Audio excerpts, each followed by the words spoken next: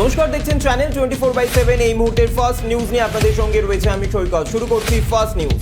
দ্রুত গতিতে কোভিডের টিকাকরণ এগোনোই ভারতের অর্থনীতি চাঙ্গা হওয়ার পথে, এই কথা জানিয়েও তেলের চড়া দাম এবং কয়লার ঘাটতি নিয়ে এদেশকে সতর্ক করে দিল রাষ্ট্রপুঞ্জ। জানালো এই দুটি বিষয় আগামী দিনে আর্থিক কর্মকাণ্ডকে এমন স্লথ করতে পারে যে চলতি অর্থবর্ষে আর্থিক বৃদ্ধির হার হয়তো 6.5%ই আটকে যাবে, অথচ এর আগে তা 8.4% হবে বলে পূর্বাভাস দিয়েছিল তারা। আচমকাই খাদ্য পণ্যের মূল্যবৃদ্ধি নিয়ে হুঁশিয়ারি দিয়েছে আন্তর্জাতিক আর্থিক পরিস্থিতি নিয়ে রাষ্ট্রপুঞ্জের এই রিপোর্ট।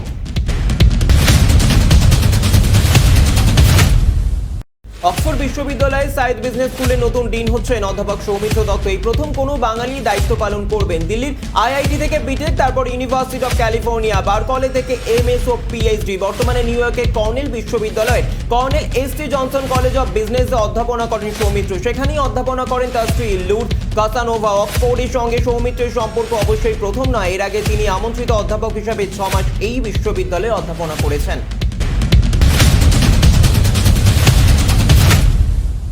ভারতের আকাশকে অবৈধ করে তুলতে অত্যাধুনিক S-400 মিসাইল সিস্টেম কেনার জন্য রাশিয়ার সঙ্গে চুক্তিবদ্ধ হয়েছে ভারত। ভূমি থেকে বায়ুতে আঘাত আনতে সক্ষম S-400কে রাশিয়ার সবচেয়ে উন্নত ক্ষেপণাস্ত্র ব্যবস্থা বলে মনে করা হয়। প্রথম থেকেই এই চুক্তিকে ভালো চোখে দেখেনি আমেরিকা। ভারতের কাছে ওয়াশিংটনের তরফে পরিষ্কার করে দেওয়া হয়েছে যে এই ধরনের সিদ্ধান্ত না নেওয়াই উচিত। সেই সঙ্গে এই আশঙ্কাও রয়েছে যে আমেরিকা হয়তো ভারতের ওপর নিষেধাজ্ঞা আরোপ করতেও পারে।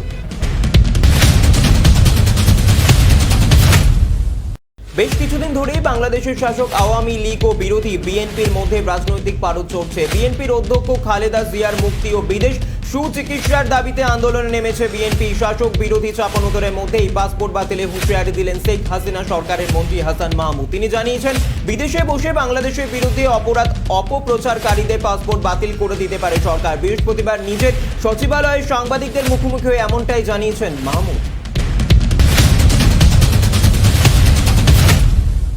করোনা চিকিৎসা নয় দুটি পদ্ধতিকে ছাড়পত্র দিল বিশ্ব স্বাস্থ্য সংস্থা। বয়স্ক এবং কোমরবিডিটি যুক্ত ব্যক্তিদের ক্ষেত্রে এই দুটি পদ্ধতি ব্যবহারে প্রাণের ঝুঁকি কমবে বলে জানিয়েছে হুয়ের বিশেষজ্ঞরা।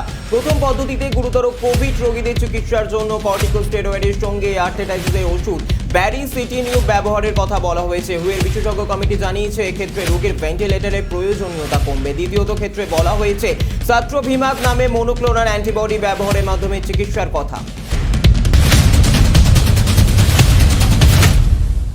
করোনা সংক্রমণ বাড়তে ফের একবার লকডাউনের পথে হেঁটেছে চীন, কিন্তু সংক্রমণ রুখতে এবার আরও ভয়ঙ্কর চিত্র ধরা পড়ল সেই দেশে। যারা করোনা আক্রান্ত হয়েছেন বলে মনে করা হচ্ছে তাদের বাড়ির প্রবেশপথ আটকে দেওয়া, গোটা এলাকা একজনের রিপোর্টও পজিটিভ এলে সকলকে ধাতব বাক্সে কমপক্ষে 7 দিন বন্দি করে রাখার মতোই ভয়ঙ্কর দৃশ্য ধরা পড়েছে চীনে। চীনের জিরো কোভিড নীতি অনুযায়ী একজনও করোনা আক্রান্ত হলে গোটা শহরেরই বাসিন্দাদের যেমন করোনা পরীক্ষা করা হচ্ছে, তেমনি আবার একজনও রিপোর্ট পজিটিভ এলেই বাকি এলাকার সমস্ত বাসিন্দাদের ধাতব বাক্সে বন্দি করে রাখা হচ্ছে বাকিদের মধ্যে সংক্রমণ ছড়ানো থেকে আটকাতে।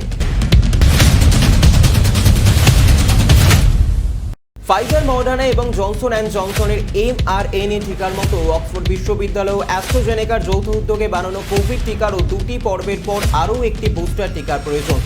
ওমিক্রনের বিরুদ্ধে লড়াই চালানোর জন্য শরীরে পর্যাপ্ত পরিমাণে অ্যান্টিবডি তৈরি করতে হলেও অ্যাস্ট্রাজেনেকার এই বুস্টার টিকা বিটা, ডেল্টা, আলফা, গামা সহ করোনা ভাইরাসের অন্য রূপগুলির বিরুদ্ধে লড়াই চালানোর জন্য শরীরে পর্যাপ্ত পরিমাণে অ্যান্টিবডি তৈরি করতে পারছে, জানালো ক্লিনিক্যাল ট্রায়াল। বৃহস্পতিবার দেশে দৈনিক করোনা আক্রান্তের সংখ্যা প্রায় 2.5 লক্ষ ছুঁয়ে ফেলেছিল। শুক্রবার তা আরও 6.7% বেড়ে দাঁড়ালো 2,64,000। অর্থাৎ দেশে এখন রোজ গড়ে 2.5 লক্ষ করে মানুষ করোনা আক্রান্ত হচ্ছেন। শুক্রবারে কেন্দ্রীয় স্বাস্থ্য মন্ত্রকে দেওয়া পরিসংখ্যান বলছে দৈনিক সংক্রমণের হার বা পজিটিভিটি রেট গত 24 ঘন্টায় চোখে পড়ার মতো বেড়েছে। গত কয়েকদিন ধরে 10 থেকে 13% মধ্যে ঘোরাফেরা করছিল পজিটিভিটি রেট, তবে আক্রান্তের সংখ্যা বাড়লেও মৃত্যু বাড়েনি। গত 24 ঘন্টায় দেশে প্রাণ হারিয়েছেন 315 জন, যা বৃহস্পতিবারের তুলনায় কিছুটা কম।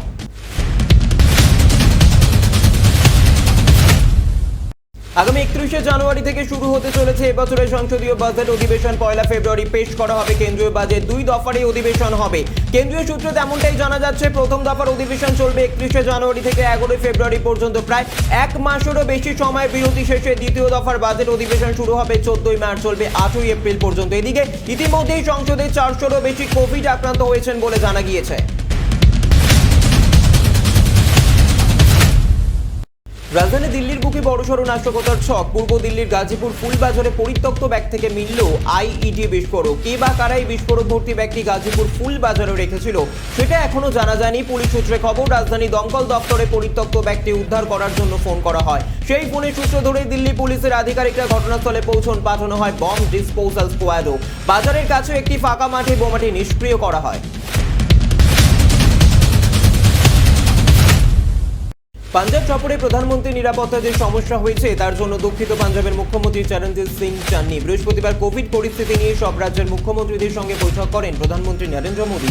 সেখানে অন্য রাজ্যের মুখ্যমন্ত্রীদের সামনে দুঃখ প্রকাশ করেন চান্নি। যদিও পাঞ্জাবের প্রধানমন্ত্রী নিরাপত্তায় গলদ প্রসঙ্গে এর আগে চান্নি জানিয়েছিলেন সেদিন নিরাপত্তার কোনো রকম গাফিলতি হয়নি।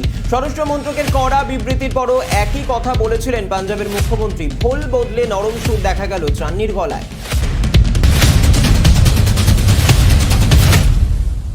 আগামী মাসে 5 রাজ্যে বিধানসভা নির্বাচন। ইতিমধ্যে ভোটের নির্গণ্ড ঘোষণা করেছে নির্বাচন কমিশন। গোয়াতে 14 ফেব্রুয়ারি এক দফায় নির্বাচনের দিনক্ষণ ধার্য হয়েছে।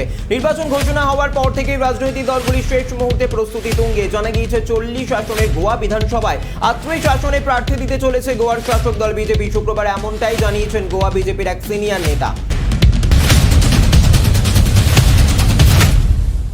ভারত তরুণকে বোলিং কোচ করল কলকাতা নাইট রাইডার্স। দীর্ঘদিন ভারতীয় দলকে প্রশিক্ষণ দিয়েছেন। গত টি-20 বিশ্বকাপের পর তার মেয়াদ শেষ হয়। আইপিএল এর কোনো দলে আসার কথা শোনা যাচ্ছিল, সেটাই সত্যি হলো। কলকাতার দলে যোগ দিলেন তিনি। কলকাতা দল তাকে আনায় তাদের বোলিং আক্রমণ আরও শক্তিশালী হবে বলে এমনটাই মনে করা হচ্ছে।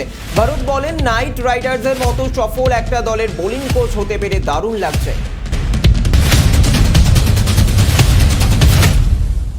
কোনো ঝুঁকি নিতে চাইছে না আইসিসি। ছোটতে বিশ্বকাপ ক্রিকেটে কোভিডের বিধিনিষেধের সঙ্গে কোনো আপোষ করতে চাইছে না বিশ্ব ক্রিকেটের নিয়ামক সংস্থা। এর জন্য বিশেষজ্ঞদের নিয়ে একটি দল তৈরি করা হয়েছে। এবার ওয়েস্ট ইন্ডিজে অনূর্ধ্ব 19 বিশ্বকাপ ক্রিকেট হচ্ছে। শুক্রবার থেকে এই প্রতিযোগিতা শুরু হচ্ছে। তার আগে আইসিসি জানিয়ে দিয়েছে তারা বিশেষ বায়োসিকিউরিটি প্রোটোকল তৈরি করেছে। বায়োসেফটি সায়েন্টিফিক অ্যাডভাইজারি গ্রুপ নামে একটি বিশেষজ্ঞ দল তৈরি করা হয়েছে।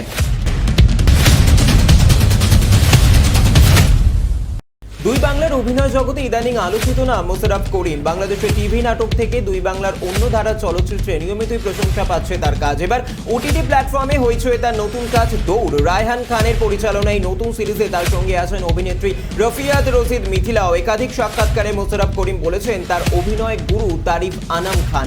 এই সিরিজে আছেন তিনিও। এই প্রথম কোনো সিরিজে একসঙ্গে অভিনয় করবেন গুরু শিষ্য দুজনে। ইতিমধ্যেই কয়েকদিনের শুটিং সারা। এবার আসতে চলেছে কপিল শর্মার বায়োপিক। ফুকরে পরিচালক মৃগদীপ সিং লাম্বার পরিচালনায় তৈরি দেশের অন্যতম জনপ্রিয় কমেডি কিং এর বায়োপিক। ফিল্ম সমালোচক তরুণ আদার্স ঘোষণা করলেন এই আগামী ছবির কথা। এদিন নিজে সোশ্যাল মিডিয়ায় পোস্ট করে তরুণ জানায় ফুকরে পরিচালক তৈরি করবেন কপিল শর্মার বায়োপিক। ছবির নাম ফানকার। ছবির প্রযোজনার দায়িত্বে থাকবেন লাইকো প্রোডাকশন। ফার্স্ট নিউজ আজকের মতো এ পর্যন্ত। অন্যান্য খবরের জন্য চোখ রাখুন শুধুমাত্র চ্যানেল 24/7 এর পর্দায়। আপনারা দেখছেন চ্যানেল 24/7। টিআরপি নয়, খবরের সত্যতাই আমাদের লক্ষ্য।